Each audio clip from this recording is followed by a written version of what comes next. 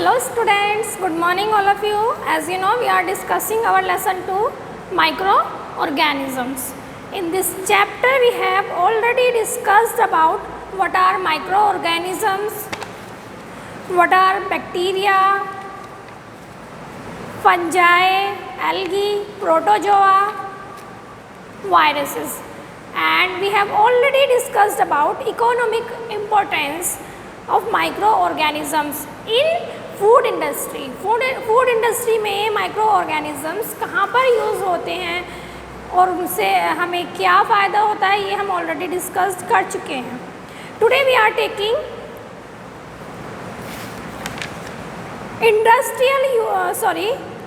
Medicinal use of microorganisms. आज हमने क्या टॉपिक लिया है? Medicinal use of microorganisms. It means कि मेडिसिन के क्षेत्र में, मेडिसिन के फील्ड में माइक्रो ऑर्गेनिज़म्स को कैसे यूज़ किया जाता है और वो कैसे हमारे लिए बेनिफिशियल होते हैं या हार्मफुल होते हैं.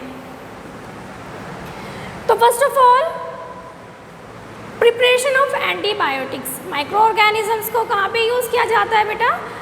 Preparation of antibiotics. एंटीबायोटिक्स का नेम सभी जानते हैं. जब भी कोई इन्फेक्शन हो जाता है, फीवर होता है, तो आपको जो डॉक्टर हैं वो प्रिस्क्राइब करते हैं antibiotics. Do you know what are antibiotics? क्या आप जानते हैं कि एंटीबायोटिक्स क्या होती है? Let I tell you. Antibiotics are the substances, जो स्पेशल सब्सटेंसेस होते हैं. Actually these are secondary metabolites. जब ये जो हमारे सेकेंडरी मेटाबोलाइट्स होते हैं और ये कब प्रोड्यूस होते हैं? मेटाबॉलिज्म के प्रोसेस के टाइम प्रोड्यूस होते हैं और दूसरे ये माइक्रो ऑर्गेनिज़म्स ही रिलीज़ करते हैं. स्पेशल टाइप के माइक्रो ऑर्गेनिज़म्स होते हैं, वो ही बनाते हैं एंटीबायोटिक्स भी, और वो दूसरे माइक्रो ऑर्गेनिज़म की ग्रोथ को इनहिबिट करते हैं या किल कर देते हैं. मीन्स अगर एंटीबायोटिक्स प्रेजेंट है तो जो माइक्रो ऑर्गेनिज़म्स एंटीबायोटिक्स बना रहा है उसकी प्रेजेंस में कोई दूसरा माइक्रो ऑर्गेनिज़म ग्रो नहीं कर सकता. ठीक है. This are secondary metabolites and produce by also microorganism. Microorganism ही प्रोड्यूस करते हैं एंटीबायोटिक्स को. तो कहाँ पे यूज़ किया हमने माइक्रो ऑर्गेनिज़म्स को? एंटीबायोटिक्स को बनाने में, प्रिपरेशन में. Antibiotics like streptomycin, erythromycin, chloromycetin, aureomycin, ये सब क्या है?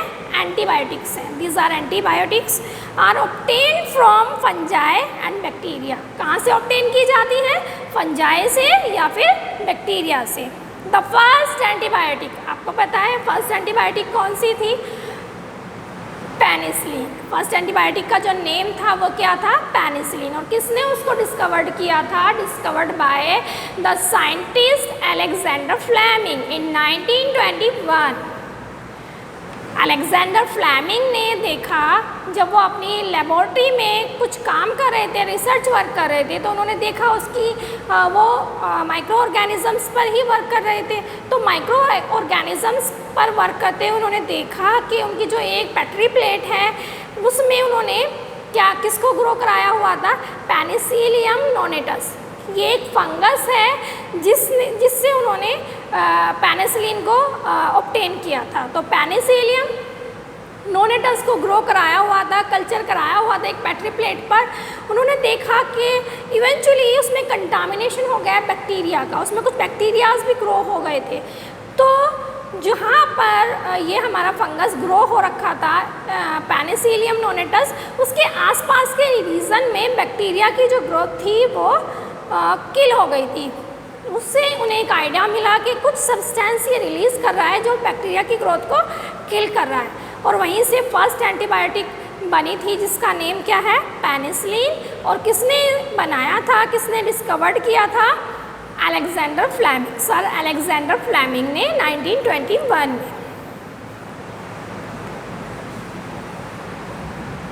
तो एंटीबायोटिक्स कहाँ पे यूज़ की जाती है?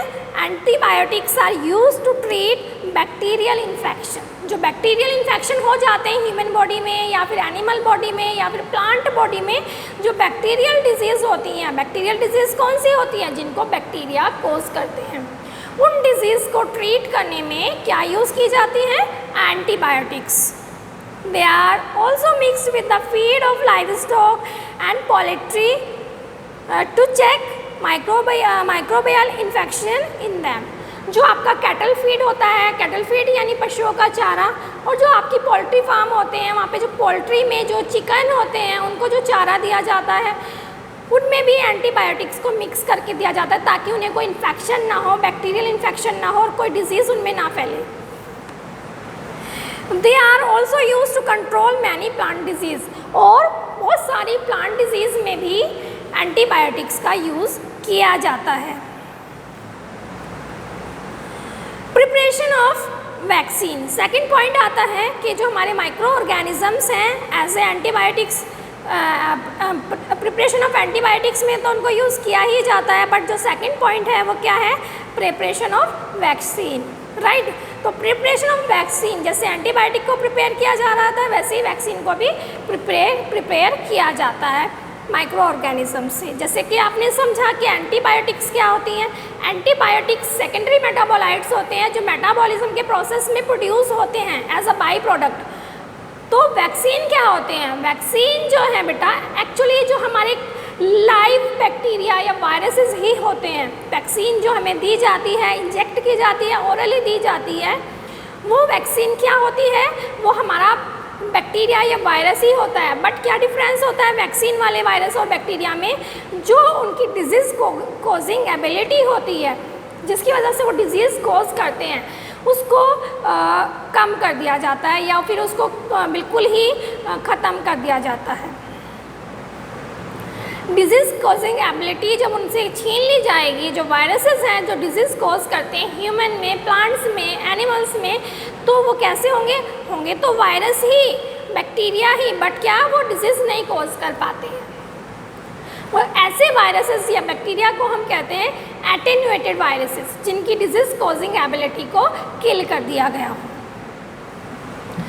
तो बेटा ये जो वैक्सीन होती हैं, वैक्सीन क्या काम करती है, जैसे हमारी बॉडी में उनको एंटर कराया जाता है, इंजेक्ट किया जाता है या ओरली हमें वैक्सीन दी जाती है, तो जो हमारा इम्यून सिस्टम होता है, तो आपको पता है इम्यून सिस्टम में जो हमारी सेल्स होती हैं, वाइट ब्लड सेल्स, वो हमारी इम्यूनिटी बनाती हैं। इम्यूनिटी क्या होती है कि जो भी हमारी फॉरेन पार्टिकल हमारी बॉडी में एंटर करता है, चाहे वो बैक्टीरिया हो, चाहे वो वायरस हो, या एनी अदर प्रोटीन पार्टिकल जो हमारी बॉडी में एंटर करता है, तो हमारी बॉडी की जो इम्यून सिस्टम वाली सेल्स होती हैं वो उसको आइडेंटिफाई कर लेती हैं। आइडेंटिफाई कर लेती हैं तो उसके अगेंस्ट वो एंटीबॉडी बनाना स्टार्ट कर देती हैं। एंटीबॉडी बनाती हैं तो इट मीन्स वो जो फॉरेन पार्टिकल आया है उस पर अटैक करते हैं, उसको किल कर देते हैं। Okay, got it. तो बेटा जो वैक्सीन हमें दी जाती है ओरली या फिर इंजेक्ट की जाती है, तो उस वैक्सीन की हेल्प से जो हमारा इम्यून सिस्टम है वो रेडी हो जाता है। किस लिए कि अगर कोई फॉरेन पार्टिकल आता है सेम टाइप का, जिसकी अभी वैक्सीन में जो वायरस या बैक्टीरिया हमारी बॉडी में डाले गए हैं उनमें तो डिजीज़ कॉजिंग एबिलिटी नहीं है, बट जो बाई चांस कोई अदर बैक्टीरिया या वायरस सेम टाइप का हमारी बॉडी में एंटर करता है जिसके पास डिजीज़ कॉजिंग एबिलिटी भी है, तो हमारी जो इम्यून सिस्टम है वो पहले से ही तैयार बैठा हुआ है, वो पहले से ही एंटीबॉडी बना के तैयार बैठा हुआ है कि कोई फॉरेन पार्टिकल अगर हमारी बॉडी में आता है तो वो उसको सडनली किल कर देते हैं और हम वो उस बीमारी से, उस डिजीज़ से बच जाते हैं। समझ आया? तो ये हमारी वैक्सीन होती हैं। वैक्सीन कैसे बनाई जाती हैं, जो हमारे लाइव बैक्टीरिया होते हैं, लिविंग बैक्टीरिया या वायरसेस होते हैं, उन्हीं का एक सॉल्यूशन होता है, बट क्या डिफरेंस होता है कि उनकी डिजीज़ कॉजिंग एबिलिटी को रिमूव कर दिया जाता है।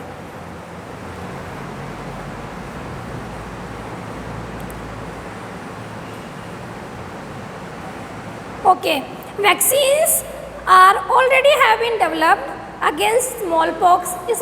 किन किन डिजीज़ के लिए ऑलरेडी वैक्सीन बनाई जा चुकी हैं? You well known about that smallpox, cholera, tuberculosis, hepatitis, polio, whooping cough, typhoid, इन सब डिजीज़ की ऑलरेडी वैक्सीन बनाई जा चुकी है, जो आपको जब न्यूबॉर्न बेबी होता है, न्यूबॉर्न बेबी से जब वो 5 इयर्स तक का हो जाता है तब तक वो उनको लगाई जाती हैं। ठीक है, these are prepared from microorganisms as at large scale. तो ये कहाँ किससे बनाई जाती हैं? ये सारी एंटीबायोटिक्स भी माइक्रो ऑर्गेनिज्म से ही बनाई जाती हैं, स्पेशली वायरसेस एंड बैक्टीरिया से बनाई जाती हैं। ठीक है, समझ आया? थर्ड पॉइंट है आपका सिंथेसिस ऑफ विटामिन बी। जो हमारा विटामिन बी होता है एक्चुअली बेटा, ये विटामिन बी सिंगल विटामिन नहीं होता है, ये एक ग्रुप ऑफ विटामिन्स, ये बहुत सारा B6, B12, B3, B4 एक पूरा ग्रुप होता है, इसीलिए हम इसे बी कॉम्प्लेक्स भी कह देते हैं। कई बार विटामिन बी को विटामिन बी कॉम्प्लेक्स कहा जाता है नॉर्मली। तो ये कहाँ पे सिंथेसाइज किया जाता है? बैक्टीरियम एस्चेरिचिया कोलाई, जिसको हम शॉर्ट में कहते हैं E coli, that lives in the intestine of man and other vertebrates. ये कहाँ रहता है? इंटेस्टाइन में। ह्यूमन की भी और जो अदर वर्टिब्रेट्स एनिमल्स हैं उनके भी इंटेस्टाइन में ई कोलाई पाया जाता है। सिंथेसाइज विटामिन बी कॉम्प्लेक्स, और ये क्या करता है? ये सिंथेसाइज करता है विटामिन बी कॉम्प्लेक्स को। इसको आपको अलग से लेने की ज़रूरत नहीं है। अगर आपकी जो इंटेस्टाइन है उसमें ई कोलाई बैक्टीरियम प्रेजेंट है, लार्ज अमाउंट मतलब सफिशिएंट अमाउंट में प्रेजेंट है, तो ये खुद से ही विटामिन बी को आपकी इंटेस्टाइन में जितनी आपकी बॉडी को रिक्वायरमेंट है उसके अकॉर्डिंग सिंथेसाइज करता रहता है। तो this are the use of medicinal use of microorganisms जो आज आपने पढ़े। आई होप आपको समझ आ गया होगा। That is all for today. Thank you and have a nice day.